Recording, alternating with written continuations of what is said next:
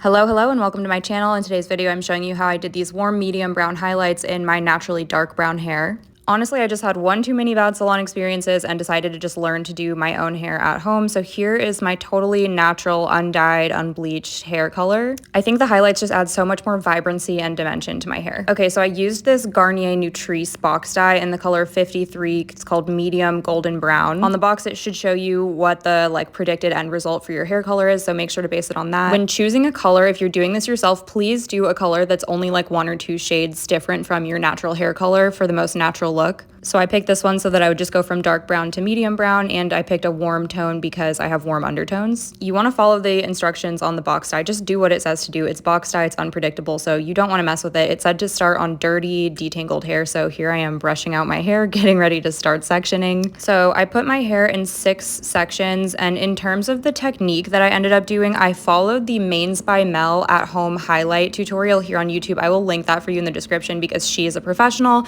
and she explains how to do this way better than I ever could. So please do watch her tutorial too before you try this because it's extremely helpful. Okay, so I made a bunch of foils and then I put on gloves to not stain my hands. I also put this Aquaphor stick all over my hairline, around the sides of my face, and on my ears to avoid getting any dye on my skin because it can dye your skin too. Then I mixed the dye according to the box instructions and just started sectioning my hair and choosing the pieces that I wanted to highlight. I applied the dye.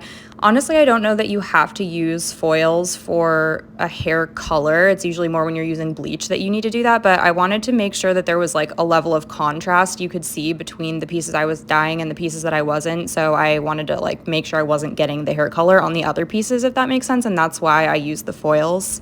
At first, I started out trying to use the tail end of the comb to kind of do the whole weave thing like you're supposed to do to find the sections that I was going to highlight, but you'll see I pretty quickly gave up on that because I found it way easier to just use my fingers to choose the pieces to highlight from each section. Again, watch the tutorial from Mains by Mel. It will make a lot more sense when you do. In my opinion, this honestly was pretty easy to do to myself once I got the hang of it. I think the risks of this have a lot more to do with your hair and the products you choose and how carefully you do everything than the technique that you're doing, because if you just put some effort in and really try to do this correctly and take your time, I think you can do this technique on your own. So just a few things to look out for before you do this yourself. I chose to use box dye instead of bleaching it and then adding in a toner because I have never colored my hair before, so this was going on my totally virgin natural hair. You can't use box dye on already box dyed hair because color can't lift color. It's going to react weird. It might turn your hair a really weird color. It might cause a lot of damage, blah, blah, blah. So just don't use box dye unless you're starting on your natural hair color. Also, just be warned that any form of lightening your hair, whether it be a high lift box dye color like this or doing bleach and then a toner, is going to cause some damage to your hair. There is no way to bleach or lighten your hair in any way without causing some damage. So if you're right in the middle of your curly journey and trying to get your hair healthy from heat damage and other things already, I would not recommend doing this yet. My hair is in a very healthy state. I rarely straighten it. I had never colored it before, like I said, so I just felt like this would be fine for my curl pattern, and it was. My hair has also actually been feeling a little bit over moisturized lately, so I wasn't really worried about the dye drying out my hair too much because my hair has so much moisture in it right now. If your hair is already feeling super dry and brittle for any reason, even if it's not from bleach, even if just your natural hair is really dry, I wouldn't go in with bleach or box dye because it is just going to make your hair even more dry. But you know what? I can't control what you do. Those are just my recommendations. I say I wouldn't recommend doing a box dye, but also here I literally am doing a box dye. So do what you want. It's your hair. Have fun. So yeah, here's what I did. I got it all into the sections that I wanted and got all of that into the foils, and then I let it sit on my hair for 30 minutes from putting in the last foil because that is what the box said to do, and with box dye you need to follow the instructions. You guys, when I started taking out these foils, I was I was so scared because